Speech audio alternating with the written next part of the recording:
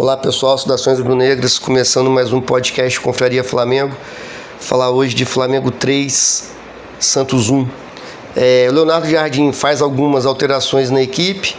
Léo Pereira, Varela e Arrascaeta, que estavam na data FIFA, voltaram ao time titular. Não começou com Paquetá, começou com Carrascal. Samuel Lino continuou no time. O Everton Araújo entrou no lugar do Pulgar, que tinha sido expulso. Entrou com um time bom na minha visão, né? E o Flamengo no primeiro tempo foi o Flamengo, na minha visão, muito parecido com o Flamengo de 2025. Um time que fica com a bola, toca a bola, mas tem dificuldade em fazer gol. Tem dificuldade em finalizar. Então o Flamengo no primeiro tempo ficou com 70% de posse de bola, mas não conseguiu criar uma grande chance. As melhores chances que a gente teve foram 2 chutes do Carrascal da entrada da área livre, que ele poderia ter acertado o gol pelo menos, mas chutou para fora nas 2 oportunidades. Individualmente, acho que o Samuel Lino não tem mais condições nenhuma de ser titular. Eu acho que o Samuel Lino, mais uma vez hoje, conseguiu errar tudo que ele tentou. Ele tinha feito aí alguns jogos, mais ou menos, tinha feito uns golzinhos, se movimentando mais, aparecendo mais dentro da área. Mas hoje, assim, uma atuação desastrosa, deprimente, constrangedora. Eu acho que nem o Samuel Lino quer ser titular mais, sabe? Porque não dá, assim. Ele foi, assim, o pior disparado da equipe.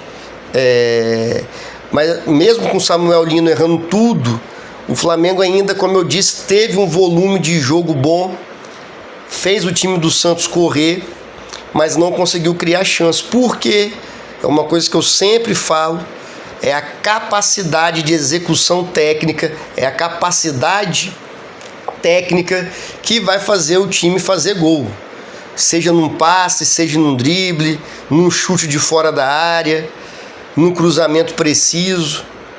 Então, o que o Flamengo conseguiu no primeiro tempo foram, como eu disse, 2 finalizações para fora do Carrascal e alguns chutes bloqueados pelo Santos. O Santos veio para jogar no contra-ataque, na bola longa. Em nenhum momento, na maioria das vezes, e que o Santos tinha um tiro de meta, na maioria das vezes, o Santos bateu esse tiro de meta com bola longa, bicuda do goleiro para frente, para tentar ganhar a segunda bola e começar a jogar. No primeiro tempo, o Flamengo perdia muita bola no ataque, né? Batia principalmente do Samuel Lino, era bola para o adversário, e eles tentando bola longa, conseguiram alguns chutes, mas também nenhum perigo. O Rossi não precisou fazer nenhuma grande defesa. Então o primeiro tempo termina com o Flamengo com volume de jogo maior, mas sem conseguir levar perigo real ao gol do Santos. No segundo tempo, logo no início, o Leonardo Jardim faz as substituições, tira o Samuel Lino e bota o Bruno Henrique, e tira o Everton Araújo, coloca o Paquetá para fazer a dupla de volante com o Jorginho, já que o Santos não tinha intenção nenhuma de ficar com a bola. A intenção do Santos era acertar um contra-ataque, coisa que ele acerta antes mesmo da substituição, logo no início do segundo tempo. Uma bola que o Flamengo perde na entrada da área do Santos, eles acertam um passe longo.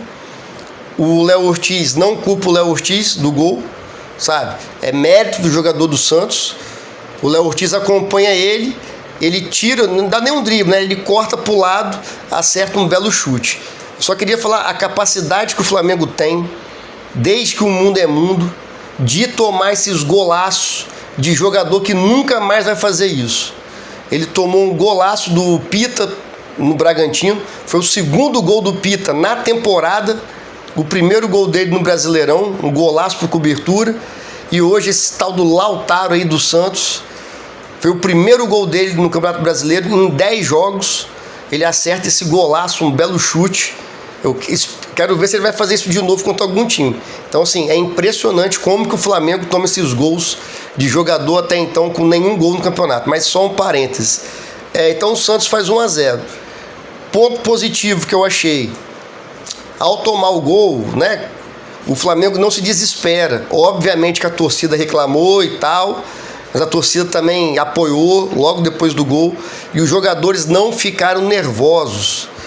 Por quê? Se o Flamengo vem de uma derrota feia pro Bragantino, jogando contra o Santos, que está lá embaixo na tabela, toma o gol no início do segundo tempo, é um balde de água fria. Principalmente que no primeiro tempo o Flamengo teve um volume de jogo, não conseguiu criar chance, mas terminou bem melhor do que o Santos. Então, assim, é um balde de água fria, mas o time manteve a cabeça do lugar. Aí eu queria falar do Jorginho nessa questão. Acho que o Jorginho deveria ser o capitão do time. Impressionante como que ele organiza tudo, como que ele cobra os jogadores, como que ele elogia também.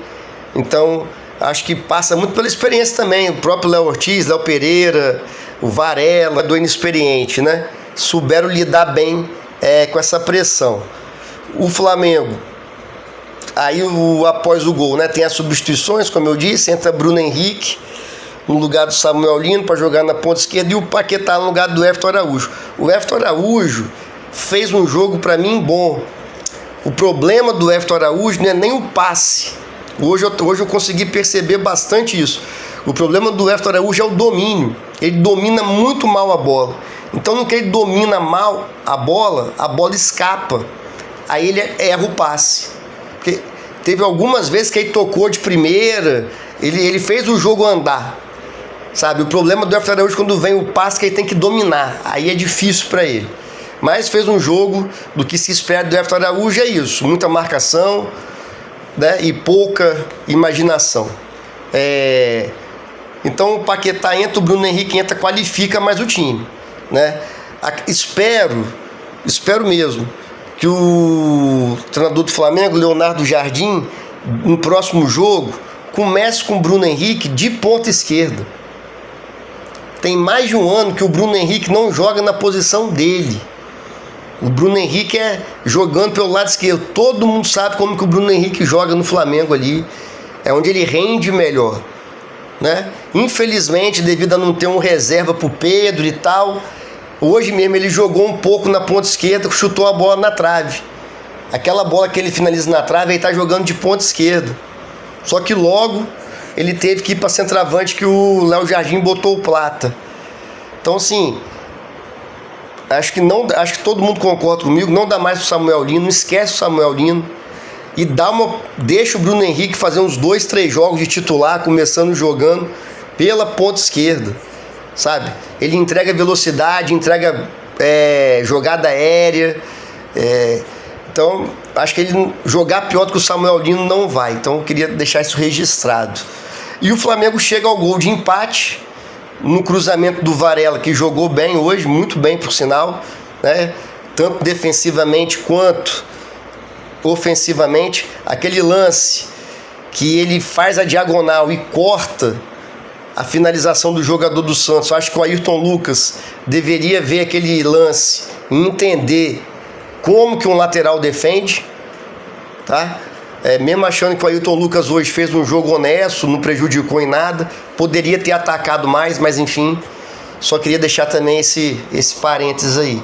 E o Flamengo chega ao gol de empate justo, num cruzamento do Varela, que o Pedro cabeceia e faz o gol, mesmo o narrador da Globo querendo que fosse gol contra. Inacreditável, né? O Pedro cabeceia, a bola bate no Zé Ivaldo e entra. Se o Pedro não cabeceia, não seria gol. Mas não tem que esperar desse retardado do Luiz Roberto, não. E o Flamengo chegou ao gol de empate, dando uma tranquilidade pro time. Faz o gol de empate também cedo, né? Não deixa, porque vai passar, você tá perdendo de 1-0. Dá 15 minutos, dá 30, você não empata, a pressão vai pro campo, né? O time automaticamente sente, fica nervoso, começa a errar passe. Então foi muito importante o gol do Pedro. Antes tem o gol do Léo Ortiz, que para mim foi bem anulado. Infelizmente a bola bate no pé dele e ele estava na posição de impedimento. A bola bate nele, tem que marcar impedimento mesmo. E o Flamengo empata com o Pedro. Por isso que eu falo da importância do Pedro, sabe? Assim, a bola tem que chegar pro Pedro para ele finalizar. Chegou um bom cruzamento, ele fez o gol de cabeça. O Flamengo empata o jogo. Logo em seguida sai o segundo gol. Um cruzamento muito bem feito na segunda trave para o Arrascaeta, que estava infiltrando. O jogador do Santos empurra, pênalti, o Jorginho, né? Característica dele é aquele salto, faz o gol, dá um alívio para o Flamengo, esse 2-1. O que eu não gostei foi que depois que o Flamengo faz 2-1, o Flamengo ficou saindo nos tiros de meta com chutão. Aí não.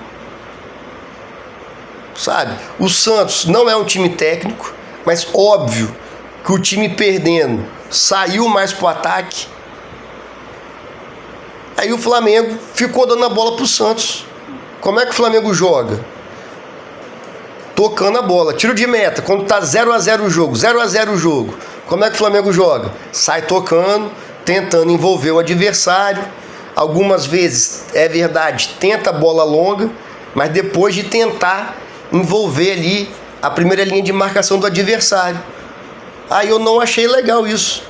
O Flamengo fez 2-1, jogando contra um time inferior, igual é o Santos. O Santos cansou no segundo tempo. O Santos passou o primeiro tempo todinho só marcando o Flamengo. O Flamengo teve mais de 70% de posse de bola, véio. Isso aí é uma matemática simples. Se o Flamengo ficou mais de 70% com a bola, o Santos ficou 70% do primeiro tempo correndo para tentar recuperar a bola. Isso cansa. Então acho que o Flamengo fez 2-1, continuou jogando, vamos jogar, toca a bola, tenta envolver o Santos. Aí algumas vezes tentou um chutão, o Rossi tentou esse tiro de meta direto para frente, né? Com as substituições o Flamengo melhora. Não é que o Flamengo melhora, é porque quando você tira o Samuel Lino, já é uma grande melhora para a equipe, né? Aí entra Bruno Henrique, como eu já disse, depois entrou o De La Cruz, o Paquetá entra junto com o Bruno Henrique. As substituições do Flamengo melhoram o time. O Santos passa a atacar mais, oferecendo contra-ataque. O Luiz Araújo também entrou para puxar esse contra-ataque. Acho que o Luiz Araújo só serve para isso, para entrar lá nos 30 do segundo tempo, 25 do segundo tempo. Aí você bota o Luiz Araújo, mesmo assim com alguma desconfiança, né? E o Flamengo passa o Santos a atacar sem levar muito perigo e o Flamengo tentando acertar um contra-ataque. Teve algumas oportunidades, como eu disse, Luiz Araújo, Luiz Henrique, se Deus quiser, no futuro próximo. O Paquetá distribuindo bem o jogo junto com o Jorginho. O Plata também entra para dar velocidade. E aí, como eu disse, o Bruno Henrique vai para centroavante. E o Flamengo chega no terceiro gol, numa boa jogada, que o Plata traz da ponta direita para o meio, consegue achar o Paquetá e o Paquetá acha um belíssimo chute. Aí que eu quero aproveitar esse lance do Paquetá para falar mais uma vez sobre a questão da técnica. Eu bato muito nessa tecla porque é o que vai decidir o jogo. Como é que foi o gol do Santos? Uma jogada individual. O jogador do Santos teve técnica, teve uma capacidade de execução técnica muito boa e fez o gol do Santos. Coisa que o Flamengo não conseguiu ter no primeiro tempo.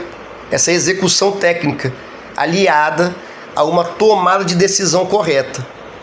No segundo tempo, né?